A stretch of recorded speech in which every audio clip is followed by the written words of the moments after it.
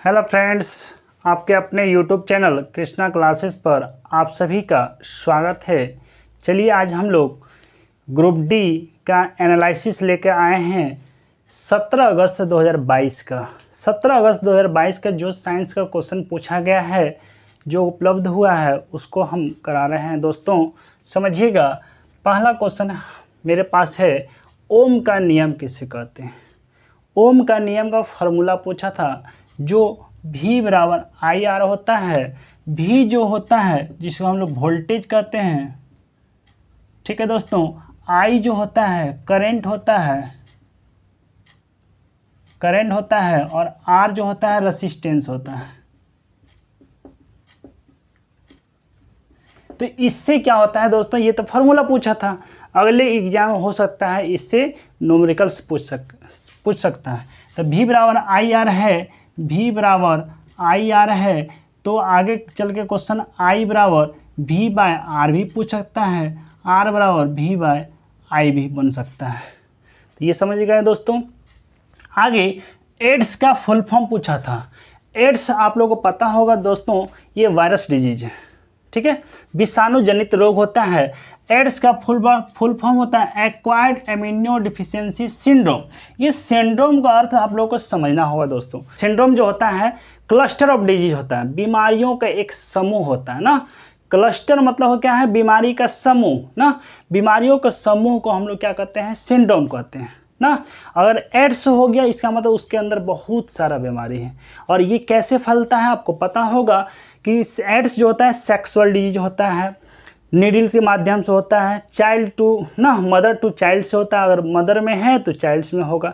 Blood के माध्यम से होता है। इन्फेक्शन जो होता है हम लोग बोलते हैं नीडल से, एक ही इंजेक्शन से किसी और को नहीं दिया जाता है, तो नीडल के माध्यम से होगा। तो ये एड्स होता है। इसमें कुछ बहुत सारा आप कुछ जानते होंगे। एड्स की जाँच के लिए कुछ एड्स की जाँच होती है। एलिसा टेस्ट होता है, रेपा टेस्ट होता है, वेस्टर्न ब्लड टेस्ट होता है। तो ये सब टेस्ट होते हैं एड्स के लिए, ठीक है दोस्तों। आगे क्वेश्चन है विटामिन डी। विटामिन डी का रासायनिक नाम क्या है। विटामिन डी का रासायनिक नाम कैल्सीफेरल होता है। विटामिन डी का रासायनिक नाम कैल्सीफेरल होता है। आप सभी जानते हैं दोस्तों, विटामिन डी जो होते हैं, बोला जाता है कि विटामिन डी का सबसे अच्छा स्रोत सूर्य है। नहीं, सूर्य है। सूर्य जो है विटामिन डी का सबसे अच्छा स्रोत बोला जाता है, और क्वेश्चन में भी आता है, उसको हम लोग मार भी देते हैं। लेकिन ये बात सत्य है दोस्तों कि विटामिन डी हमारे शरीर के अंदर होता है, और जब सूर्य के प्रकाश आता है हमारे शरीर के ऊपर तो वो एक्टिवेट हो जाता है ना। वो एक्टिवेट हो जाता है। सूर्य का प्रकाश हमारे शरीर के अंदर के विटामिन डी को एक्टिवेट कर देता है, चालू कर देता है। तो हम लोग कहते हैं क्या, कि सूर्य के प्रकाश से हमें विटामिन डी मिला है, ठीक है दोस्तों। आगे है क्वेश्चन, बंद कमरे में एक छोटे से छिद्र से धूलकण का दिखाई देना किसके कारण होता है। जब आप अपने रूम में बंद हैं, छोटा सा आपको छिद्र है, बाहर का जो है वातावरण में आपको धूलकण दिखाई देगा। वह धूलकण जो होता है टिंडन प्रभाव के कारण दिखाई देता है।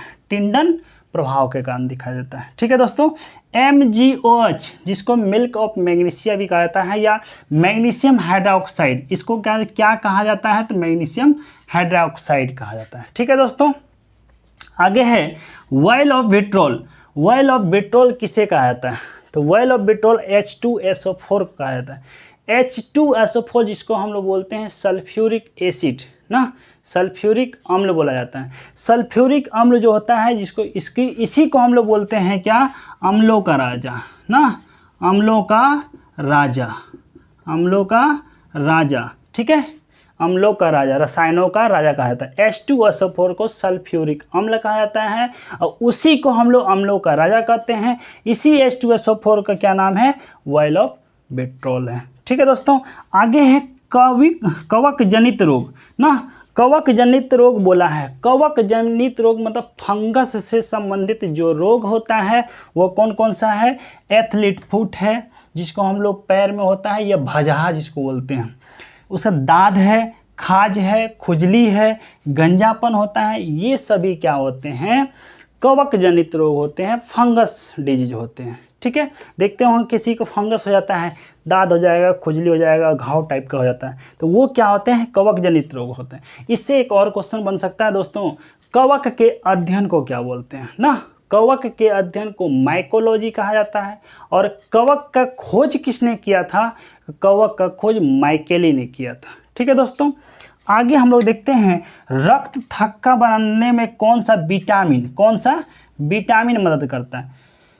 जब हमारे शरीर से कोई पार्ट्स कट जाता है ना तो ब्लड निकलने लगती है, तो वह कौन सा विटामिन मदद करता है, तो विटामिन के जो है मदद करता है ना, विटामिन के जो है ब्लड को थक्का करने में मदद करता है। आपको पता होगा दोस्तों कि हमारे शरीर में जो ब्लड होता है, ब्लड में 5 प्रकार के प्रोटीन्स होते हैं ना, 5 प्रकार, कौन सा, thrombin, prothrombin, globin, fibrin, fibrinogen. तो मुख्यतः जो होते हैं फाइब्रिनोजेन नामक प्रोटीन्स काम करता है। लेकिन जब विटामिन की बात कहेगा विटामिन के हो जाएगा।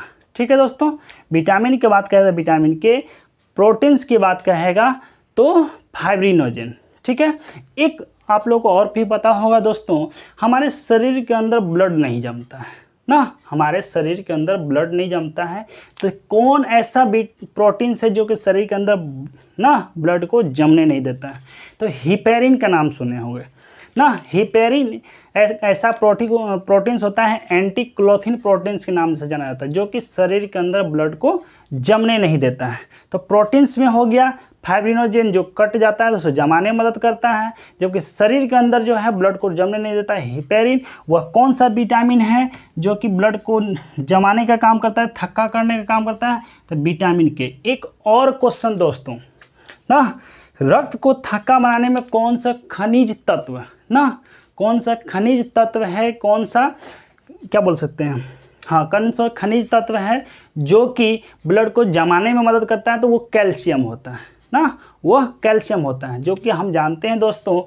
कैल्शियम क्या, कैल्शियम हमारे शरीर में, दांत में ना, बाल में, नाखून में, हड्डी में, ये सभी जगह पाए जाते हैं।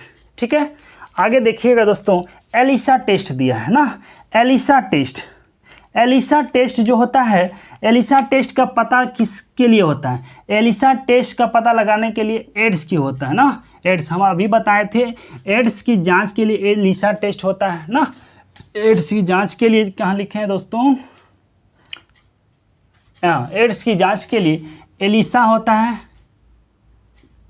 एलिसा टेस्ट होता है, रेपा टेस्ट होता है, और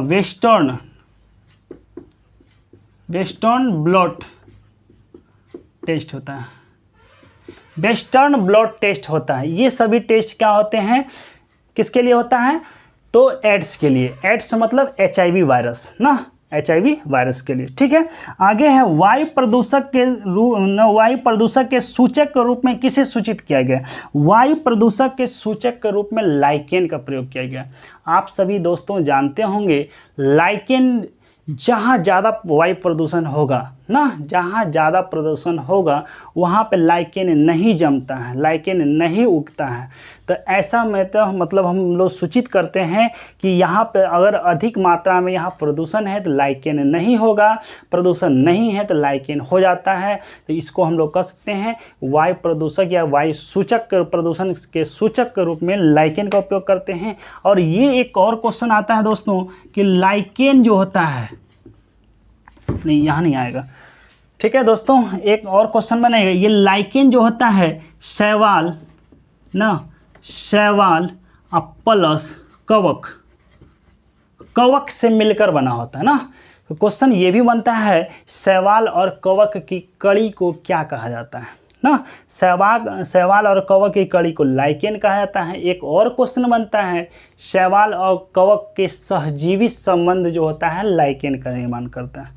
ठीक है दोस्तों, आगे हम लोग क्वेश्चन देखते हैं, MIC गैस का पूरा नाम क्या है। MIC गैस त्रासदी हुई थी, आप लोगों को पता होगा 3 दिसंबर 1984 को ना, 3 दिसंबर 1984 को, जो कि मिथाइल आइसोसाइनाइट होता है।